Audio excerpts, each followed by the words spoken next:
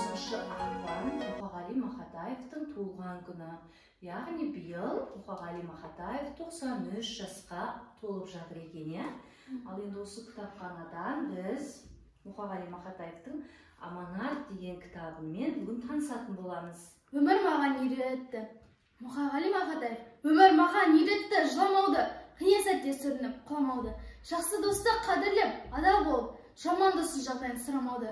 Өмір маған үйретті, сүйеді де, күйіктерге жынданып кеуді де, шын сүйген адамдарға адал болып, өткінші бақытыңды сүйдеме. Өмір маған үйретті, ұнатуды, мені жылатқанды жылатуды, күнәсізді түсініп кешірді, кінәлідей кешірім сұратуды.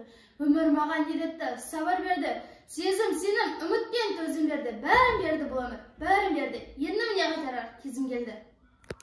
Мұқағали Мақатаев, үш бақытым. Ең бірінші бақытым халқым менің, соған берер ойымның алтын кемін. Ол бар болса кем болмаймын, қор болмаймын, қымбатырақ алтыннан нарқым менің.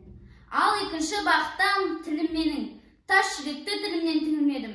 Кейде дүниеден түңілсем де, қасиетті тілімнен түңілмедім. Бақытым бар үшінші отан деген, кім мықты десе біреу отан дерем. От сөнген жалғанда жан барсың ба, ойланбай-ақ келді ағы отал менен.